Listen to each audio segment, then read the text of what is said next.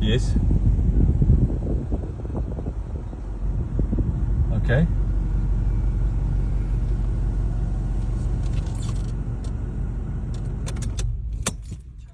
Hey everybody, and welcome to another adventure with Sarah and Todd. Hi guys. We are here in Cape Town, South Africa, and this is actually where Todd lives, and he has a little bit he wants to tell you about what we are looking at, because we are up on Signal Hill. That's right. And we're taking a look at the landscape. So Todd, let's hear what you have to say about what we're looking at here. Okay guys, so basically we're on Signal Hill, which overlooks the city. It's also where every day at 12 o'clock they fire the noonday gun, which goes back to the early days of Cape Town being a harbour for not only the Dutch but the British later on, which would signal 12 o'clock.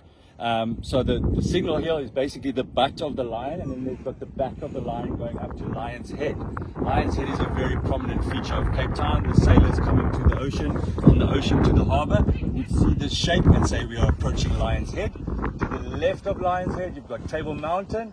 You can see the actual cable station at the top and the cable station at the bottom. We've had cloud on that day, on that mountain the last few days, so a lot of people have now managed to get up there today. And it's one of the steepest cable cars in the world, but it's absolutely fantastic. This is what we call the City Bowl, with the suburbs going around behind Table Mountain. We've got the wonderful Kirstenbosch Botanical Gardens. To the left of Table Mountain, Devil's Peak. These are also not only good for hiking, people come to climb this mountain. It's older than the Himalayas.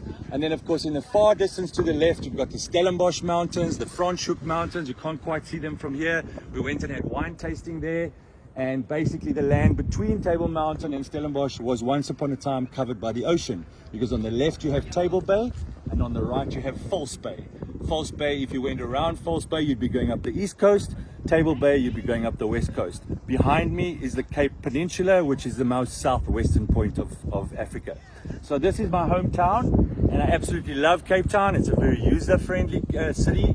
People are super friendly, very laid back. It is winter now, but you can see we do have good days in winter as well. We have pleasant weather too, but starting in a couple of months' time, everything here will start to turn brown. So it is nice to be here at this time because we've come to the end of the rainy season. Cape Town has winter rain. The north of the country has summer rain. That's a little bit about Cape Town. So up here on Signal Mountain, we are just having a really nice time checking out the views. It's kind of 360-degree views over Cape Town. But I think Todd has an island he wants to show us over here. Extremely historical island, and of course most of you folks back home will know it as Robben Island. The word Robben not meaning a guy by the name of Robin. A rob in Dutch was a seal, so Robben would be many seals. So the real name in English would be Seal Island. But of course that island was also used if the early Dutch settlers arrived to signal the ships coming before they built a lighthouse. They had fire signals on there. They would keep livestock on the island like sheep and goats to supply the boats with fish. You must remember Cape Town had lions roaming around, elephants here. Elephants migrated from Kenya all the way down. Of course during the colonial period those animals were shot out or they moved away. But Robben Island, of course, the most historical part of Robben Island was where Nelson Mandela spent 27 years of his imprisonment. And it became a political prison for activists against apartheid. Black men were imprisoned, men of mixed race, even Indian people from India. We have one of the biggest populations in the country. Anybody who was non-white, who fought against apartheid, was put in prison on Robben Island. Very difficult to escape Robben Island. Not only is the water freezing cold, but there are also many sharks. So as you can see on the right, we have Table Bay. Around the corner is the city. And if you went around the bay, you'd be across at a place called Blouberg Strand. Quite a word. That's Blue Mountain Beach. Because when you look across at Table Mountain, it looks blue. Sorry about the motorbike. Very popular up here at this time of the day. And then, of course, the bay circles around, goes all the way up, and starts heading up the west coast. If you carried on this way, you'd end up eventually in Europe. Down below, these are very, very popular suburbs because they all have wonderful sea views. And yeah, that's pretty much Table Bay.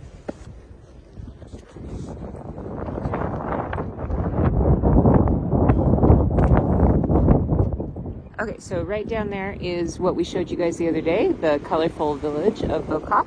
And then, what else? And then over here, we've got our newest football stadium, rugby stadium. We also use it for live concerts. This stadium was built for the 2010 World Cup. It's designed to look like an African hat. We have a particular tribe of people in South Africa known as the Xhosa people, the women have this beautiful hat they wear. So that's how it was designed. It can take almost 80,000 people.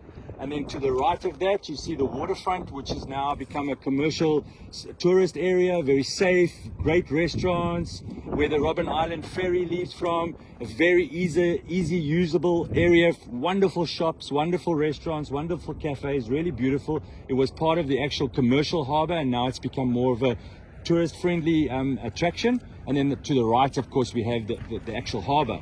Now, prior to the British arriving here, where you see these buildings, that was all beach, believe it or not.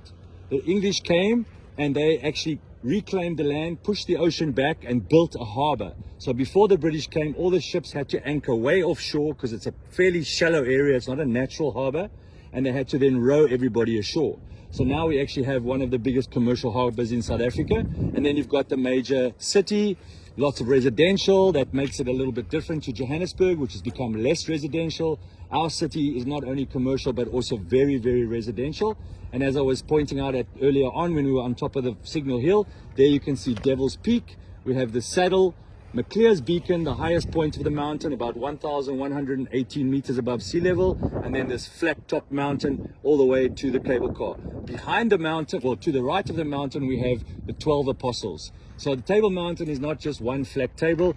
With other side of the mountain, there are many peaks and many valleys, and there are in fact reservoirs on top of Table Mountain to supply the city with fresh water. There you go.